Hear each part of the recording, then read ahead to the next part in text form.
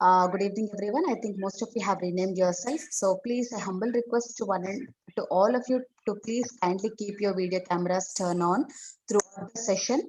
I think, and I thank you so much to both the case presenters today. Both of you have sent your presentations ahead of time and in the prescribed format. That's so nice of you. Thank you so much. And I think I am ready with my screen sharing. I can do it myself. Shweta, if there's anything, I'll just let you know.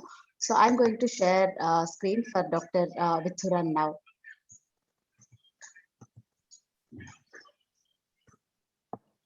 Sorry, can everyone see the screen? Sorry.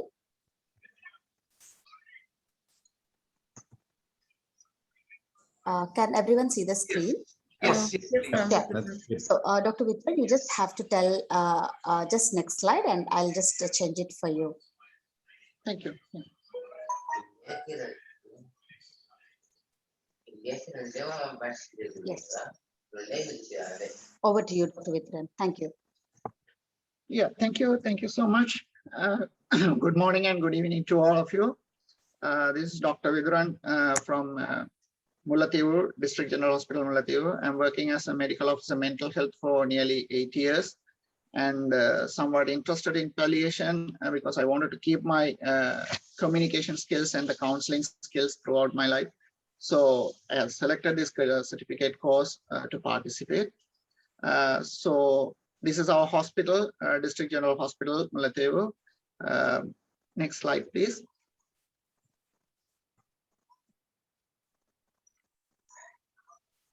Next slide. Yeah, sorry, 1 second.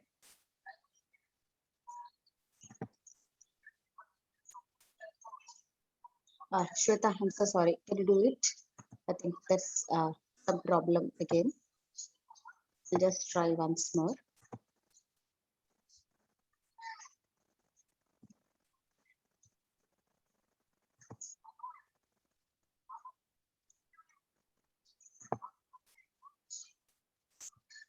Yeah, sorry, Shweta. Can you share the screen, please?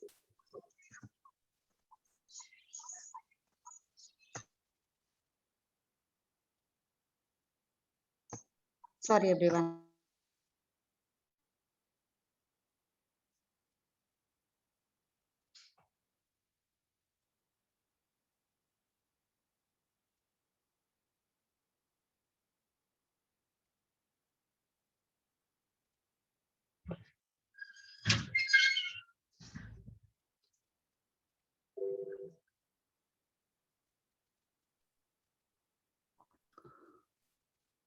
If it's helpful, I have his presentation actually up on my computer. I could just share my screen.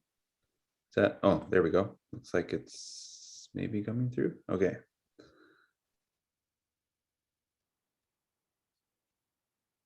There we go. Yeah. Thank you. I'm sorry, please go ahead. So sorry. Actually, in District General Hospital, Mullaitivu district, we don't have an oncologist or any cancer units. And before 2 days back, we have a discussion with the consultant, the cover-up of director, consultant GMO. And we had a discussion and we have requested a cover-up from Vavuniya as well. So in future, we will be getting some sort of oncology cases. Actually, this case came to my private practice. It's somewhat different and not maybe a real palliative care patient or the oncology case, but I have many confusions and I wanted to discuss this case with you all. This is a male patient, 72 years old, presented to me with severe ascites and bilateral ankle edema. It's kind of a pitting edema. And I don't know the cause from where it is coming from at that time. And the key case presentation questions I had, how to manage this patient, because I requested him to go to the hospital in order to screen the patient in where what is the problem is going on for this ascites and bilateral edema, ankle edema, but he totally refused to go to the hospital and they wanted to be in the private and wanted some sort of medications from the private practice. So I'm a bit confused in that point and I was thinking whether I'm doing going in the correct way or doing the correct treatment, and how I'm going to manage this patient with limited facilities, very much limited facilities, because they are, even Mullaitivu is not having that much of facilities, and in the private practice level, I don't have much in that level. So I don't know how I'm going to manage the patient. And I don't know the legal challenges and consequences, whether is it good or whether it is bad to keep him in the private practice. I have repeatedly counseled and repeatedly requested the family members, but they totally refuse. They can't go to the hospital. There are two reasons. One is they don't like to go to the hospital. Second is the COVID. But there is a good family support, and they accepted whatever we can advise. They accepted to do the thing. Next slide, please.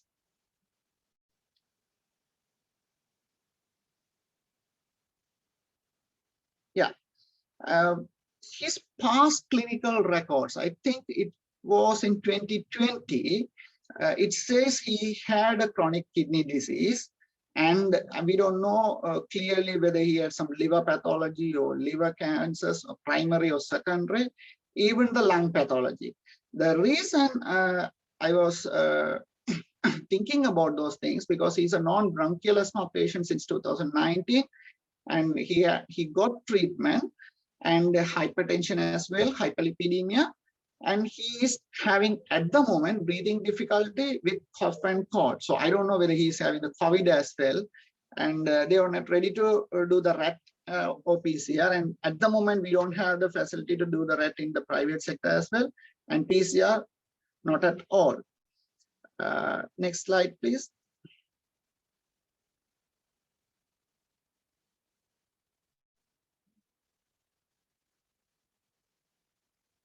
The third one.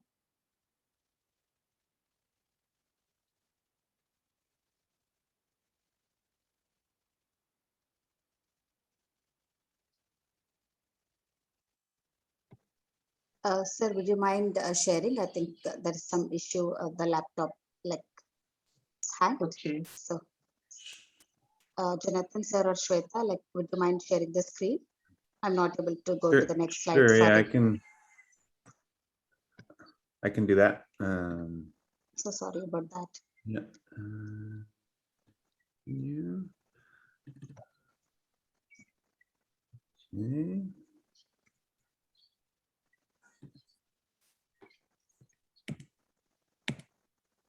Yeah, thank you. Thank you. Thank you, sir. Sorry, Dr. Mithun. It's okay. Thank you. The available reports, whatever I can, and I have it me, is we don't have the full blood count. It's very, very old one. In that old one, it is hemoglobin 13.7, and his fasting blood sugar was 72 at that moment. And even for my admission also, his random blood sugar also less than 100, and his serum cholesterol was 103. The problem is AST and ALP, or SGOT, SGPT, liver function test. I had only these two, but they are somewhat normal or slightly elevated.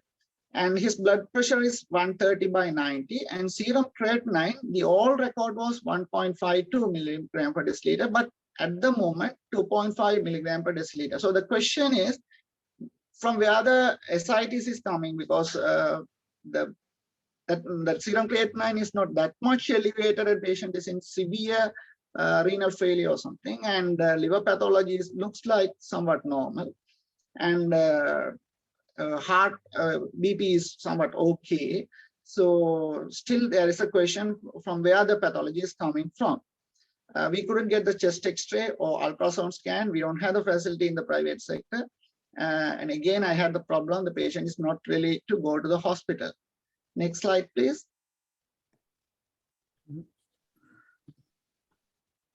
Yeah, thank you. He was in the treatment for dry powder Beclate and dry powder Astellane, TDS and SOS. And he was in allopurinol treatment, enalapril, calcium carbonate, and Lasix 40 milligram Mane. And for his pain, he is a bit addicted with Panadol or paracetamol, and he is taking more than 5 times the Panadol or paracetamol.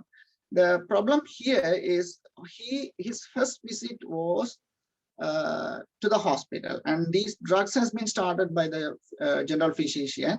And that was his first and last visit to the general medicine ward. And he visited second time to the local hospital, somewhat divisional hospital. And they are also, they started and tried to follow the management, and he stopped it. He stopped all the drugs. And last 3 months, he is not taking any drugs in this list. Next slide, please.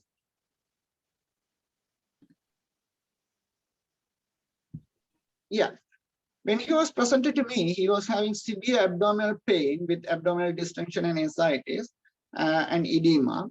He was having an oral ulcer and with many lost teeth. Actually, he had 2 or 3 teeth only, and oral candidiasis, and buccal mucosal wound was there. That wound is somewhat caused by the tooth. One single tooth is giving the erosion to that buccal area. And severely lethargic, unable to walk, brought by 2 men. Actually, those 2 men are his 2 sons, and one of the daughter also came to me. Patient was severely emaciated and reduced sleep, reduced appetite, and heavy productive cough as well. And he is one single eye patient because there was a post-operative complication, as the way the bystanders and the family members told me. They had an operation, and the operation was failure, so he became blind. But it looks like he had a cataract surgery, but somehow no improvement in that eye. So he is single eye vision person. Next slide, please. Yeah, this is the family history. Patient was low mood, frustrated, in pain, and angry over the health sector. That means I don't know why. He is not ready. When I asked to go to hospital, he said they made me blind, and I don't like to go there. If I go, the COVID will kill me. And do something. I would like to stay with my family. I want to live in front of my family members, and the family also repeating the same. They want their father in front of them. He was a government servant, retired, good family support, not actually a strong government servant, somewhat beyond level. And this is their family chart. There are 4 children, ladies, and 2 male. Those 2 male came to me, and 1 dead in the war, and the dead person died by war, but she was having a cancer. They said blood related, but I'm not sure. No records at all. It has happened before 2009. And his siblings, 2, male and a female. One of the sibling had a cancer, but no records available. They are not clearly known about the thing, and he is no more as well. The whole family is living in Sri Lanka, and all are living in Mullaitivu. None of them are living in abroad or went abroad. So that shows their economical level. And he consumed alcohol and stopped it. And later, I mean, last 6 months, again, he had started, and that is half a bottle per day alcohol. That means arak. And ex-smoker, at the moment, he is not smoking. For last 2-3 years, he stopped it. But earlier, it was 10 cigarettes per day. Next slide, please. Yeah. In the spiritual level, all are Catholics and married. Last 2 sons not married, and others are married, and strong Catholic family. He believes in God, and he wished to go to church, but his body condition is not supporting to go to church, and he's no idea about the hospital. Next slide, please. Yeah. The family is totally Tamil language speaking family. Patient likes to communicate. He is okay with communication. He is talking with me, but very tired, and good eye contact, but unable to speak. Children are very much cooperative and very much supportive for their father, and they like to do all these things. They brought him, and they put on the bed and supported everything. Next slide, please. Yeah, by this tooth problem and the oral problem, I had discussed with the dentist, and he advised the oral cleaning fluids, and certain level the patient wanted to extract the tooth because that tooth is giving the irritation to him, and I discussed with the dentist and sent to him. Somewhat there last week, because this patient is in the follow-up with me still. So last week they have extracted the tooth and he is happy now, because the last visit to me is day before yesterday. And unable to partner with any other medical specialties because he is not going to hospital, and I couldn't ask him to go to a private setup because in Mullaitivu setup we don't have private practices that much level for physicians, so we don't have an oncologist at all, and we have physicians but not in good practice, and unable to reach them. So I had to ask them to go to Jaffna or Kilinochchi. That is also, they all are not happy because they're still scared about the COVID and economical issues, and they don't like to go there as well. And psychological and spiritual aspects, I have reassured, counseled them, educated them, and repeatedly asked, I just wanted to screen actually what is actually going on, how can I help them, and what kind of treatments I can get the ideas from the medical specialties and help them. But that was my challenge as well. And patient wished to be in the home and be with the family. And I have explained the total family and the patient. There could be a cancer issue, there could be a renal issue, there could be a liver pathology. But they asked me what will be the consequences. Then I explained this is what we are going to do. Okay, after the investigation, what you are going to do. Then I explained all these things, and they said, okay, after taking from here to there to Jaffna, there to Kilinochchi, wherever, you try to manage your level. So I am a bit upset whether I'm not a consultant or I'm not a specialist. So how am I going to manage this patient? But somewhat I am managing still in the level of controlling his symptoms and signs. And patient is at the moment very much happy, still emaciated, loss of appetite part is there. And on and off, he is getting hypoglycemic attacks and getting the sugar items. And sometimes we give it the dextrose in the private as well. Next slide, please. Yeah, these are my main concerns. How can I bring this patient to the hospital or laboratory setup and do the screening? And how can a doctor treat him in a community setup or the private setup with limited resources? In a way, I'm a bit confused whether I'm doing the palliative or whether I'm cheating the patient. So because I don't have anything with me and very much limited facilities, that is the fate of Mullaitivu as well. So how I'm going to proceed, how I'm going to help this patient. So far I'm going well, but I need the advice as well. And how can I educate this family? Somehow, yes, day before yesterday, I had the repeated counseling with them, and they have accepted to do some blood investigations. So I discussed with the family, and we will be doing it by Sunday to get the reports. And for the chest X-ray, we are planning to take to the hospital and get a chest X-ray at least without the admission. And scanning, that is my next plan, but still I don't know what I'm going to do with the next scan level. Next slide, please.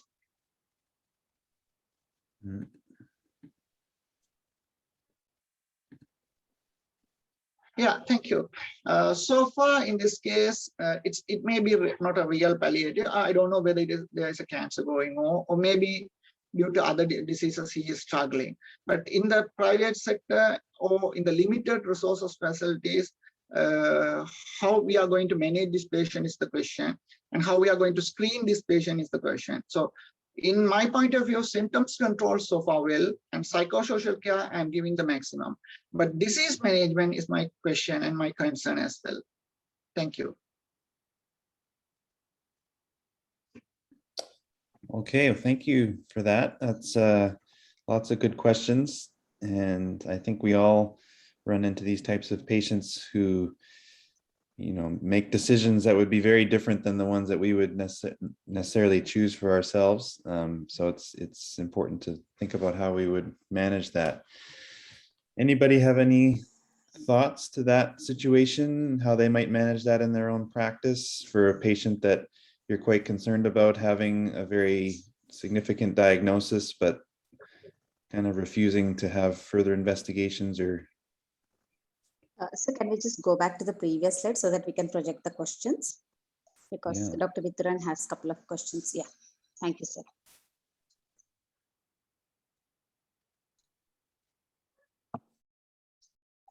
So I also see Dr. Biju Raghavan joining us today. I don't know whether sir will be able to give sir's input today to us, but it will be great. So I leave the group for the discussion now. வேற யாருக்கும் கேள்விகள் இருந்தால் தமிழ்ல கேட்கிறனாலும் நீங்கள் கேளுங்க, நான் translate பண்ணலாம். So my question here for Dr. Vidhuran is, Yes, what is, so, sorry, can you hear me? Yeah, sure. Yeah. Yes, sir. So my question to you, Vidhuran, is, so this patient clearly doesn't like the hospital and he doesn't like to go anywhere, but he's expecting something from you. So, Yeah. I mean, it's great that you have actually gained confidence of the patient and the family. So you are the only go-to person now. What is the goal the patient thinks in the future? Like, is it like he wants this disease to be cured, or does he want nothing to be done, or and keep me comfortable? What does the patient think? Or he's so confused? No, actually, they don't like to know the diagnosis because they ask me what is the consequences. If I say we have to do these type of investigations, then they ask me what is the next step, and I told okay, after that we will be treating. So there won't be any renal transplant surgery, so there can't be a liver pathology, or if they can't go for the liver transplants or anything, so cancer, they have to go to Tripoli and get the treatment. And they said okay, after going here and there, and sometimes we can't see our father, and patient is also I can't see my children. Now I can see with them, I can live with them. Even in the nights, one of the children or the daughter will be sleeping next to him, and they put another bed next to him, and for the whole night one person is sleeping with him. Whenever he awakes, whenever he wants to go to a toilet or something, they are helping. So they say this much of care, how can we expect from the hospital level? How we are a bit struggling in the hospital level, so we don't believe in that level. So we like to keep him, and somehow you treat his symptoms and signs and make him comfort. So I tried my maximum to reduce his SITs and breathing problems, and maximum what I can do in this in investigations level, and I have started to do. That is also after several sessions and several rounds of communications. Last week, on day before yesterday only, they accepted to go for the investigations. So in a way, they expect a pleasant, harmful life with the family, the patient and the family members. So they don't really want the diagnosis and the treatment. They want the symptomatic treatment. But I personally feel maybe whether we can get any consultant opinions or the specialist opinion. So how can I travel blankly? But they forced me to go in this track. Oh, idhula ennendal, let me talk in Tamil for a little bit with the benefit of the others. Idhula ennendal, இப்ப பேஷண்ட்டுக்கும் ஃபேமிலிக்கும் வந்து நாங்கள் வடிவா I'm sure நீங்கள் செய்திருப்பீங்க, விளங்கப்படுத்த. அதாவது இது வந்து ஒரு கியூர் பண்ணக்கூடிய டிசீஸ் ஆயும் இருக்கலாம், ஏர்லி டிசீஸ் ஆயும் இருக்கலாம். ஒரு சின்ன ஒரு எக்ஸ்ரேயோ ஒரு சிடி ஸ்கேன் செய்யறதால எதுவும் குறைஞ்சு போறது இல்லை. எங்களுக்கு தெரியும். அதுக்கு பிறகு நாங்கள் டிசைட் பண்ணலாம் தொடர்ந்து நாங்கள் இதுக்கு நாங்கள் மருந்து செய்ய போறோமா இல்லாட்டில வேற கம்ஃபர்டபுளா. ஆனால் இது வந்து ஒரு நான் இன்வேசிவ் ஒரு சிடி ஸ்கேனோ ஒரு ஸ்பெஷலிஸ்ட பாக்குறதால ஒன்றும் குறைஞ்சு போறது இல்லை. ஏர்லி டிசீஸா இருந்தால் அவர் இன்னும் ஒரு 20 வருஷம் உங்களோட உயிரோட இருக்க போறார். நாங்கள் ஆரம்ப நிலையில கண்டுபிடிச்சோம் என்றால் அவர் இன்னும் உயிரோட இருக்க போறார், உங்களோட சந்தோஷமா இருக்க போறார். ஆனால் இப்ப நாங்கள் விட்டுட்டோம் என்றால் அது பிறகு வருத்தம் முத்தி சென்றால் அதுக்கு பிறகு சரியான கஷ்டம். நீங்கள் சொல்றது பிறகு யோசிச்சு கவலைப்படக்கூடாது. இப்படியான ஒரு கதை ஒன்று போட்டீங்கள் என்றால் most of them agree. So what I was saying, Jonathan, is to tell them this could be we can actually diagnose something very treatable and a benign disease and we can cure it right away, and the patient is going to live with you for the next 20 years, rather than just ignoring and treating symptomatic and making patient miserable and getting the disease in advance. So this kind of a counseling may help. I don't know the real scene. Yeah, the actual Srinivas, he is at the moment 72 years old. So according to him, as the family, according to him also, he wanted to be, whatever the rest of the life, he should be in calm and quiet. And the family also wants the same, like he is 72. He enjoyed. We have children. All the children are living with him. None of them are living in abroad. We lost one in the war, but all of them are being with him. And 2 sons should go for the wedding, or they have to get married. So even if we go to the hospital, it's kind of a hospitalization management. And we are not sure whether sometimes he may get the COVID there and he may die without seeing. And they may take the remnants in the COVID management system. So they try their maximum to keep him inside, and the patient also loves that part. So that is the problem actually. I think it's time you explain to them clearly. And if you want, put them on the Zoom, I will talk to them. I mean, I'm serious. Thank you. Actually, somehow after lines of sessions and lines of hospital visits, somehow I reached at least to do this full blood counts and repeat the serum creatinine and repeat the liver function test. Initially, patient also not in that level, not in no fitness for the investigations as well.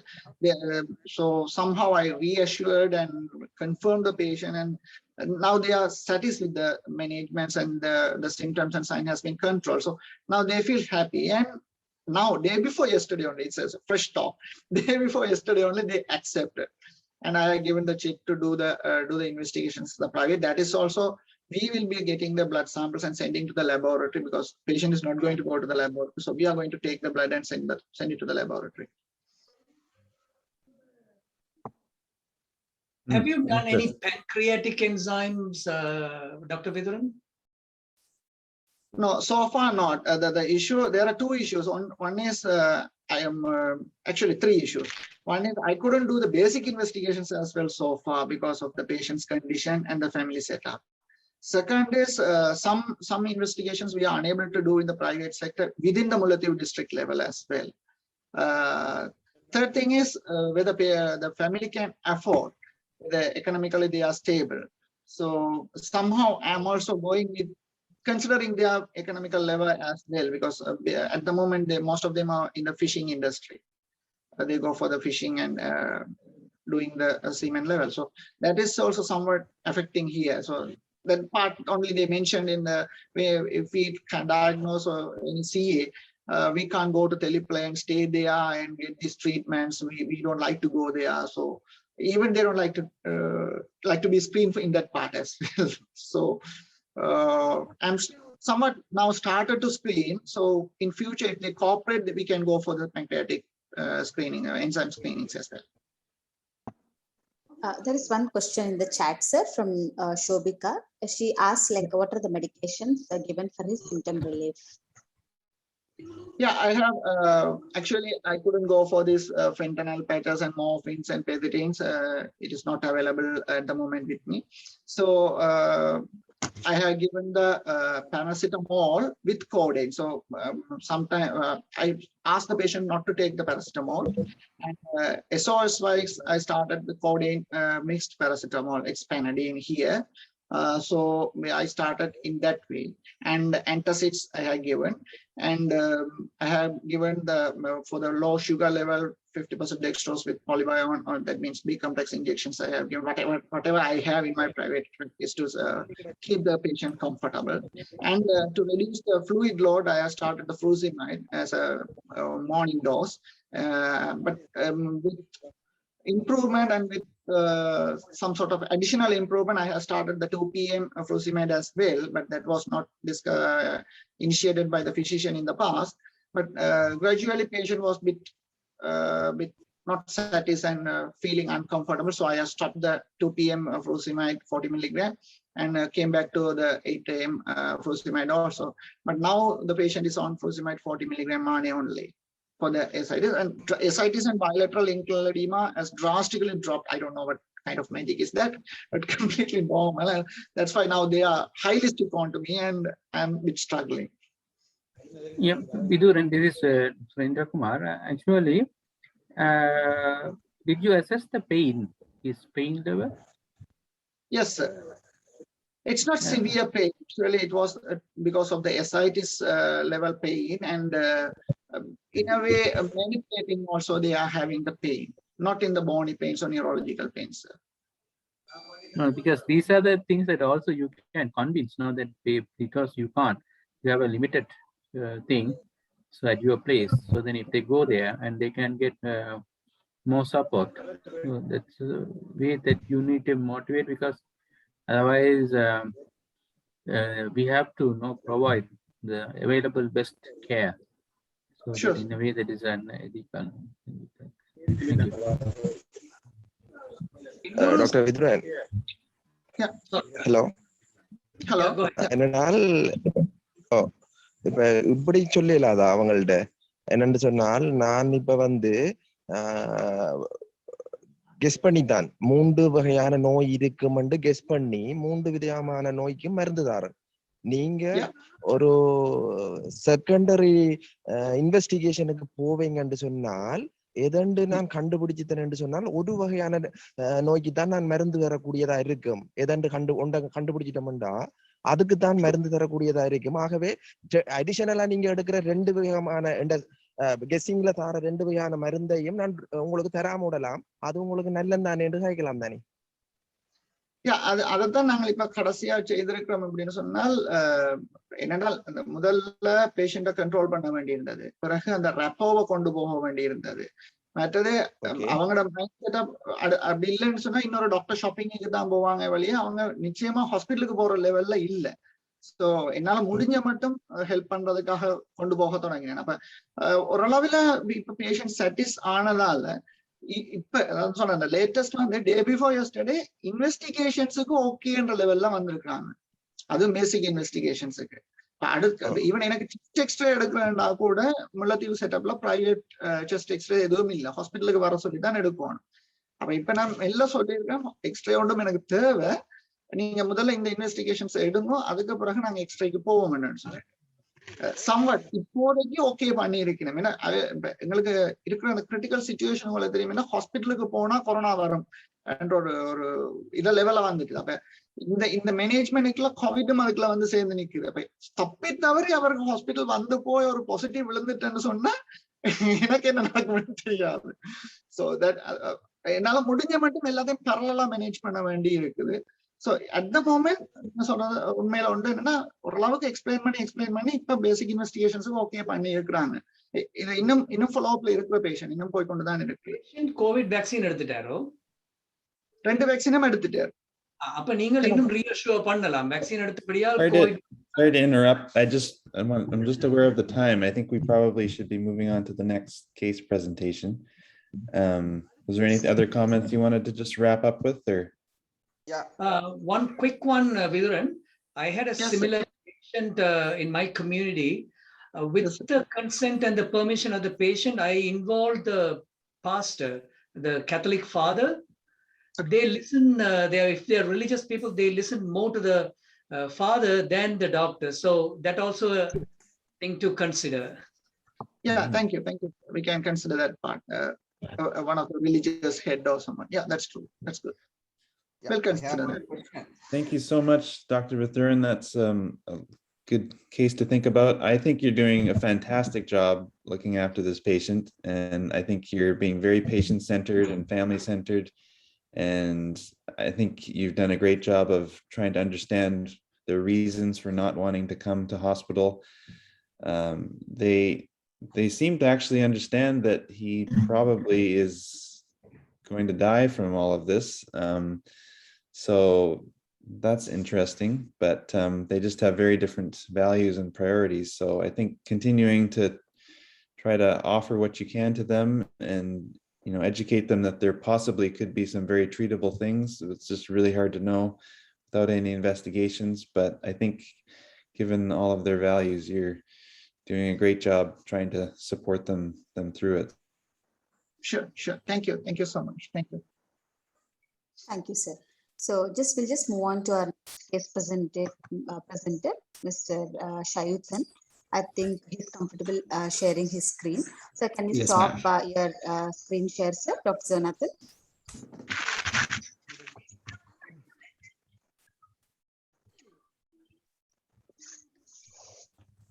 Hello? So, Yeah. Oh.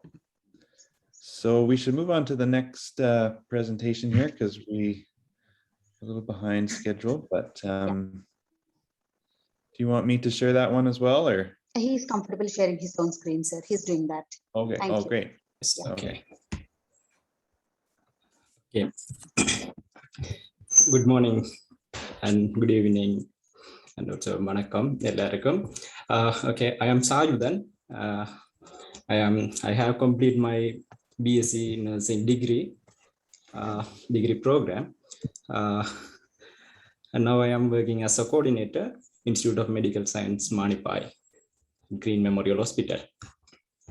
Okay, now I am going to discuss my case.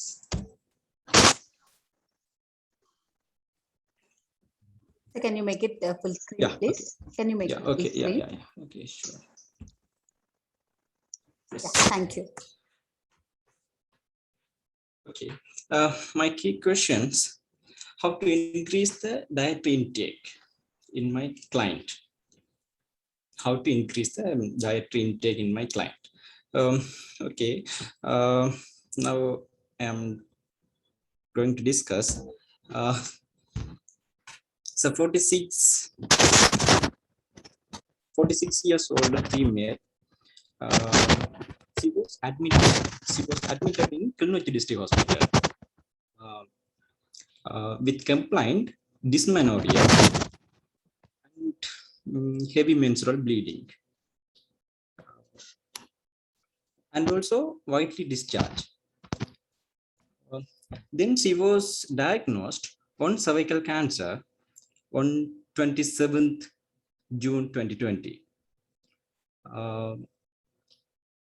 She have no other diagnosis. After that, a hysterectomy was done on 6th of July 2020.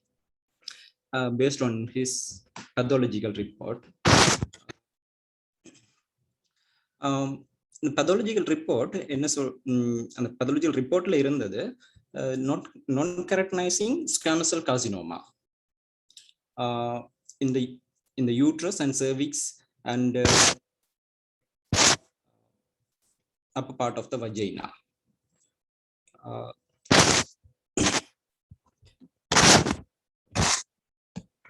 Okay.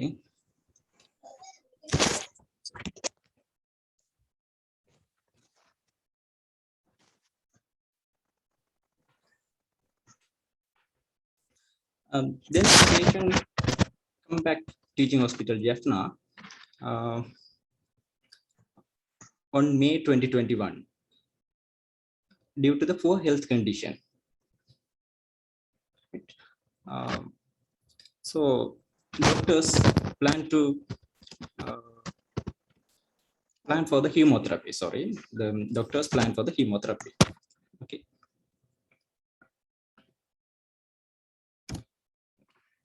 She got 4 chemotherapy treatment from 7 June 2021 to 28 June 2021, and the 5th chemotherapy was postponed due to her poor condition. After that, the plan to radiotherapy, plan for the radiotherapy treatment. She got 20 radiotherapy from 21 September 2021 to 18th October 2021.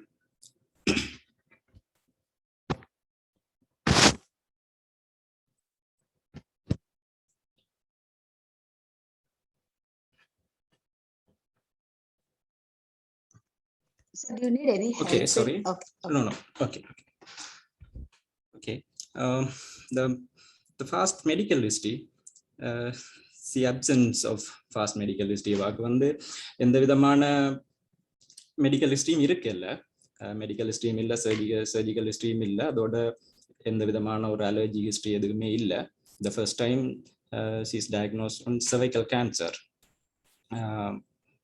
அதுக்கு பிறகு diagnose பண்ணி ஹிஸ்டரெக்டமி செய்யப்பட்டது. அதோட திருப்பி வந்து எங்களோட stitching hospital ஜெஃப்னாக்கு வந்து திருப்பி ஹீமோதெரப்பி பிளான் பண்ணி அதுக்கு பிறகு ஹீமோதெரப்பி சரி வராதால அவன் ஹெல்த் கண்டிஷனுக்கு ஹீமோதெரப்பி சரி வராதால அவையில் வந்து ரேடியோ தெரப்பிக்கு போயிருக்கணும். 20 ரேடியோ தெரப்பியும் கம்ப்ளீட் ஆகி அவள் இப்போ டிஸ்சார்ஜ் ஆகி வீட்டை போயிட்டா. ரைட். இதுல அவட pain management, on admission she had severe pain, the pain scale 9 or 10. Now it's reduced. The pain on morphine, patient on morphine started with 0.5 milligram 4 hourly, and due to the poor control for pain, at a 30 milligram morphine twice a day. Now she feel comfortable. Okay. And domperidone also given 10 milligram thrice a day for nausea.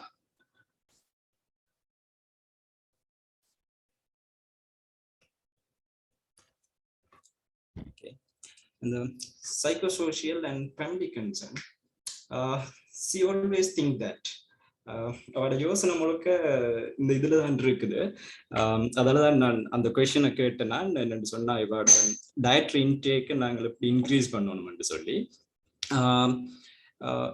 She was always think that previously my family was affected in the war time and we faced a lot of struggle to overcome for the dark days.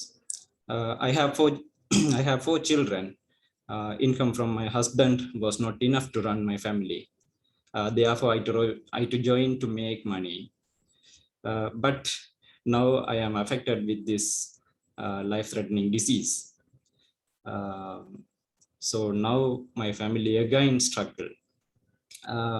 Why always God punishes us? இதுதான் நான் இந்த பேஷண்ட்டை பார்த்ததுல இருந்து அவ திருப்பி சொன்ன வசனம் இதுதான். இப்படி தனக்கு என்னத்துக்காக இப்படி வந்தது, என்ன ரீசன், ஏன் கடவுள் என்ன இப்படி தண்டிக்கிறார் அப்படி என்பதுதான் அவட கேள்வி. இதுல அவையிட்ட எந்த விதமான ஸ்மோக்கிங் ஹேபிட் அவன் ஃபேமிலியிலேயோ எதுவும் இல்லை, ட்ரிங்கிங் ஹேபிட்டோ ஸ்மோக்கிங் ஹேபிட் எதுவும் இல்லை.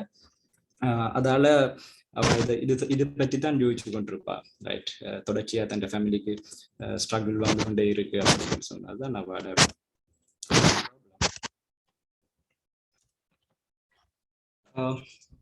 Then spiritual concern, she always like to be on fasting and go to temple. And she finally mentioned that she always believed the hope will never give up.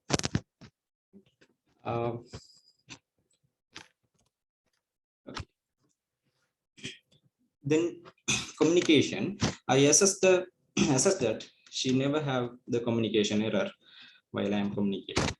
Okay. My problem is main problem. What is the main problem? She is weight loss and loss of appetite.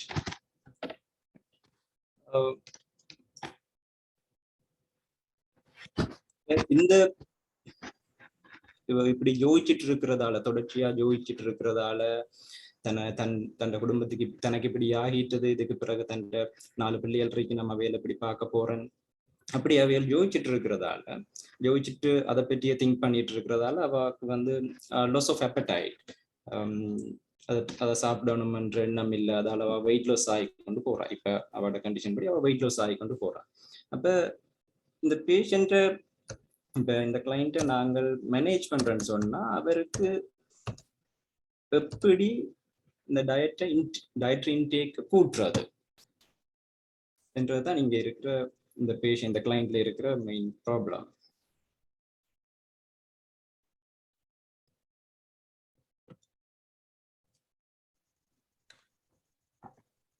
Okay, thank you for that. I have a very basic question here for Saidan. Yes. Has this lady been cleared of the disease by the oncologist? In the any work treatment illa and disease எல்லாம் மாறிட்டுதுன்னு அனுப்பிட்டனமா இல்லாட்டி has she got any secondaries, metastasis? Metastasis. இருக்கா? ஆமா. Where? Lungs or In the brain? no. Blood. Sorry? Bones. Bones. Okay, so she's got metastasis and she's deemed palliative, Ilya? Yeah. Okay. Yes. Yeah, sorry, Jonathan. Go ahead. Oh, that's great to clarify. There was a suggestion from Dr. Kandeepan in the chat room to suggest NG feeding. What do people think about that? No. Maybe Dr. Kandeepan, can you describe what you were thinking about that? Why you felt NG feeding might be helpful? Dr. Kandeepan, நீங்கள் இருக்கிறீங்களோ? Hello. I suggest the NG feeding because of the she's loss of appetite. So through the NG, we can time to time, every 2 hours, we can give good nutritional support. இதுல இன்னொரு problem இருக்கு. அந்த patient sorry அந்த patient வந்து இப்ப NG feeding கொடுக்கறதுக்கு NG போடுறதுக்கு அவ கன்சென்ட் தர்றா இல்ல. Okay. So the problem here is not she cannot swallow anything, but this is psychologically she doesn't want to take anything. Yeah. Yes, so, yes. But in that time we can give by NG feeding. We can feed. No? Yeah, for that she needs to give consent. If she is not able to, yes, not giving to. She should give the consent. Then only we can go further. Yeah, it's not normally the way we would manage this for somebody that is able to physically, anatomically swallow. And certainly if people are cachectic, we usually don't use feeding tubes, and doing extra feeding often doesn't really help with the cachexia per se, unless patients have kind of like head and neck cancers where they really can't anatomically swallow properly. I guess it's all comes back to what kind of her goals are at this point in terms of where she's at with her disease. It sounds like she's declining quite a bit if she's got metastatic disease and she's getting more tired. And there's another hand up with Dr. Biju. Yeah. I think we have 3 faculty, like Dr. Vitra and Dr. Biju, and like one more participant raising their hand. Yeah. Professor Yeah, Biju. Dr. Puvikaran. Yes, sir. Please go ahead with your question. Hello, everybody. I had to put in my 2 words in this. I assume that we are dealing with a person who has an incurable, progressive, advanced malignancy. Correct me if I'm wrong. And if there are no further oncological interventions feasible, probably we are dealing with a terminally ill patient. Mind you, I'm not saying actively dying patient. I'm saying a terminally ill patient, knowing fully well a terminally ill patient can live for days, weeks, months, or more. Having clarified that part,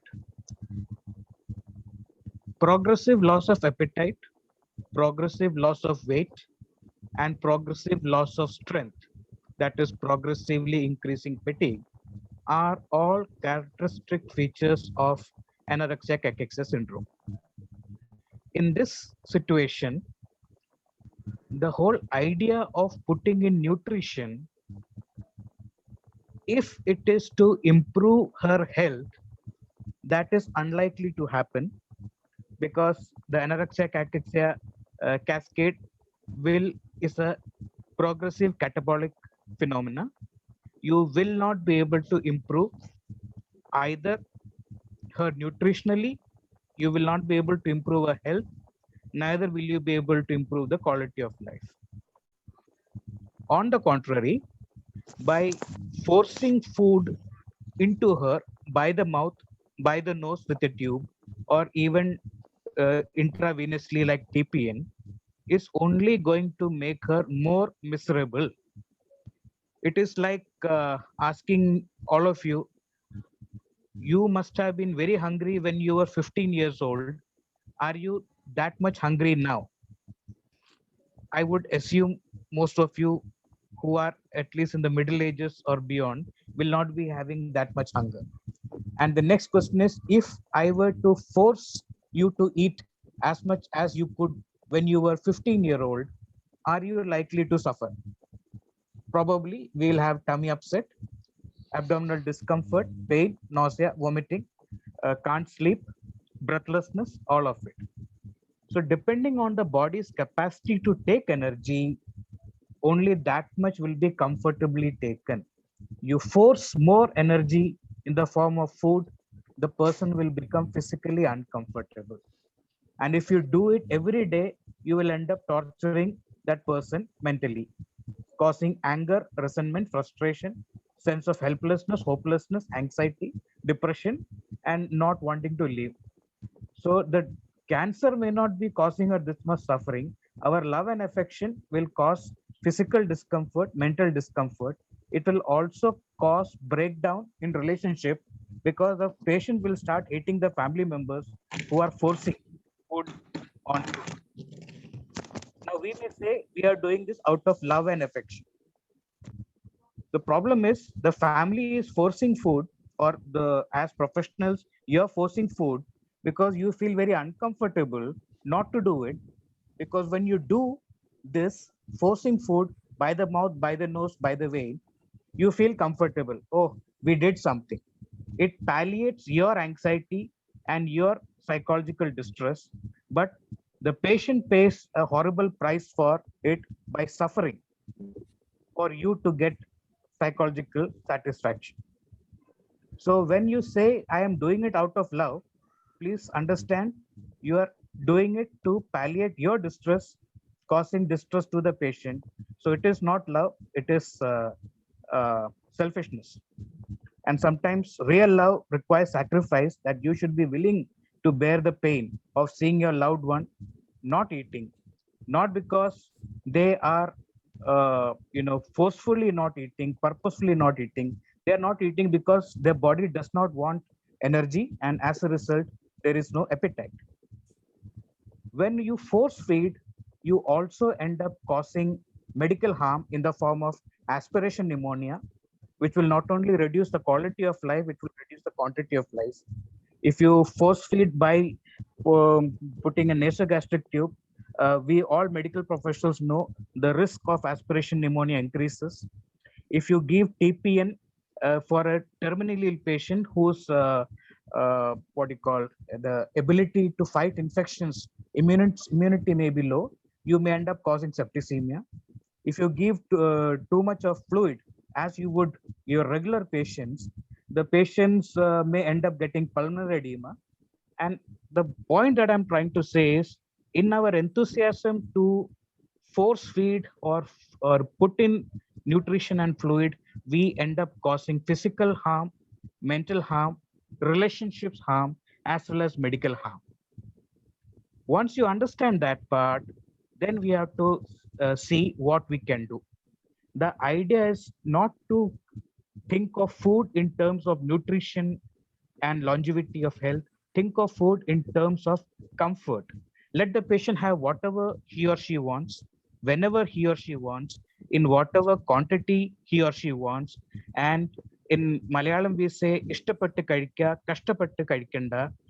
Basically, that means you have food for comfort and enjoyment, and let it be at the will of the patient. Don't force feed the patient. You as a family and as a professional, we need to protect terminally ill patients from force feeding. I stop with that. Sorry for the long statement. Thank you so much, Dr. Bijou. That was very well said, and I think you summarized the issues very well with all of that. A couple things I was just going to mention in terms of medications that we sometimes use to help with appetite and energy sometimes. Sometimes low dose of dexamethasone in this case, if the patient is wanting to see if they can have a little bit more energy or a little bit increase in appetite for the time that remains. Sometimes a low dose of dexamethasone, like even 2 to 4 milligrams, can help just increase appetite and energy level a little bit. So that could be a consideration for a medication. The other medication that sometimes is used to increase appetite in patients with cachexia is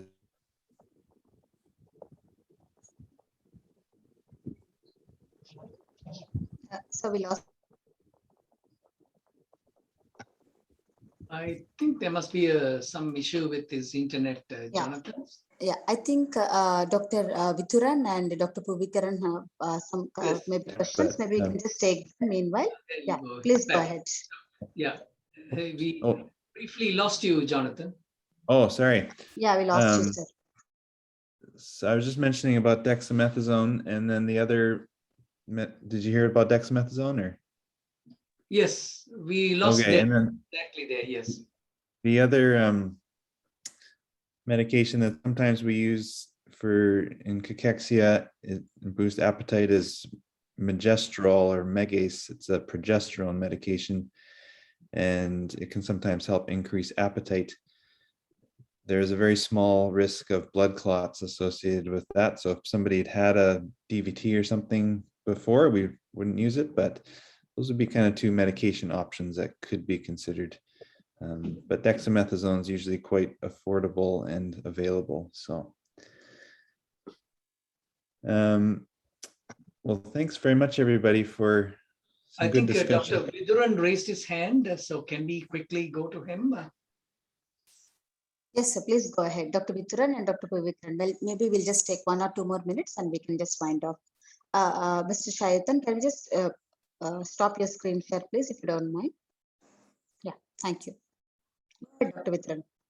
I'll Yeah, just thank you. mention quickly, sorry, I just have to leave, but thanks very much, everybody, for discussion. Maybe Vera, you can just kind of wrap things up with people? Sure, we'll do it, sir. Thank you.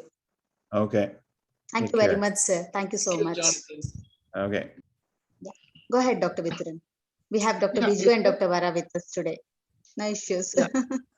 If Please. this patient is having depression or diagnosed depression or have seen by a psychiatrist or the mental health team, because it may also cause some sort of helplessness and hopelessness, and that is also in a way reduce the dietary intake, and that is will also affect the person not to take food and things. So because he repeatedly told the issue like heavily affected by the war and feels like why this is happening to my family and for me.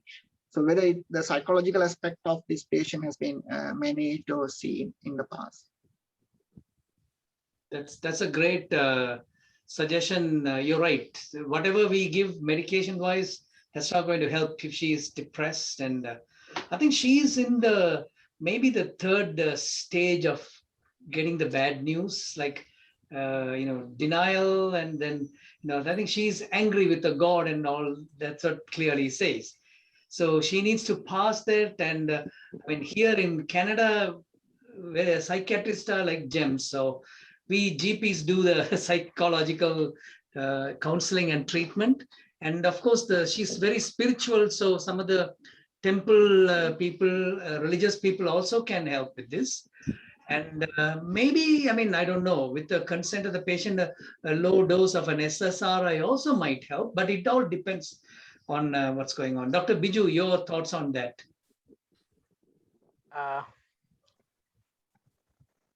I totally agree. We must explore the psychological aspects of anorexia. Other possibilities apart from, I'm not elaborating on that because already we talked about it and we are short of time. Other thing is whether she's having gastroparesis. She's on morphine, I remember. So gastroparesis may contribute to anorexia. Constipation may contribute to anorexia. So we should also, I just mentioned about focusing on anorexia cachexia syndrome because that is fairly common, and and that is something not much talked about. Apart from that, we should explore everything that can contribute to anorexia. And as Jonathan said, that we should also try some pharmacological management to improve appetite. The point is, a terminally ill patient, as they progress towards the end stage of terminality, it is natural to lose appetite, and then they stop taking food. It is natural to lose thirst, and then they stop taking water, and then last, the desire to breathe also goes away. So gradually respiration also goes down, and one fine day breathing stops. So those are natural things. There is nothing unnatural about it, but we should explore all other possibilities which may cause anorexia: physical, psychological, everything. Shayuthan, நீங்கள் ஏதோ சொல்லணும்னு நினைக்கிறீங்க? இல்ல okay. இன்னொன்னு என்னென்றால், doctor Vithuran and the rest of the team, நாங்கள் வந்து இப்ப நார்தர்ன் ப்ரொவின்ஸ்ல இந்த ஒரு ப்ராஜெக்ட் நல்ல வெற்றிகரமா போய் கொண்டிருக்குது, பாலியேட்டிவ் கேர். அதே மாதிரி கம்யூனிட்டி கவுன்சிலர்ஸ், கம்யூனிட்டி மெம்பர்ஸே எடுத்து ஓரளவுக்கு கவுன்சில் பண்ற மாதிரி நாங்கள் செய்யறது வந்து அடுத்த கட்ட நடவடிக்கையா செய்யலாம். அது உங்களோட இருந்துதான் வேற ஒண்ணும், அது என்ன மாதிரி செய்யலாம்ன்றது. we will be happy to support that financially as well as by manpower. நாங்கள் செய்யறதுக்கு ரெடியா இருக்கோம்.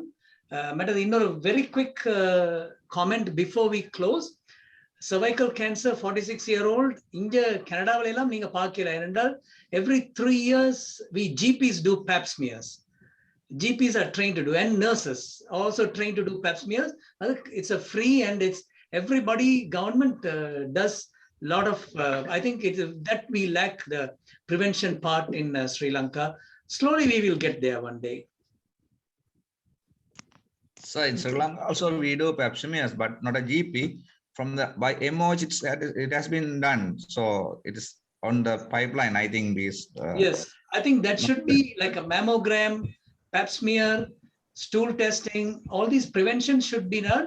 I think we need to work a lot more. I think there is a lot of awareness nowadays, so that's great.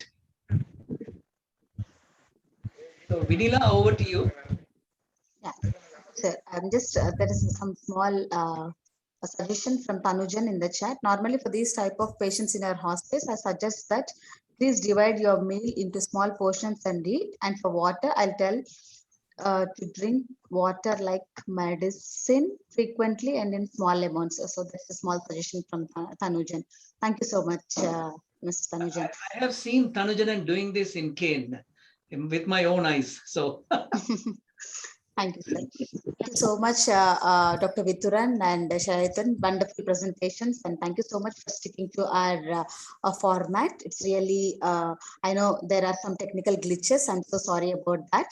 And thank you so much to Dr. Biju and Dr. Vara, and like Dr. Jonathan, sir has already left. So it's always great to have you here, sir, to make this discussion forward as always.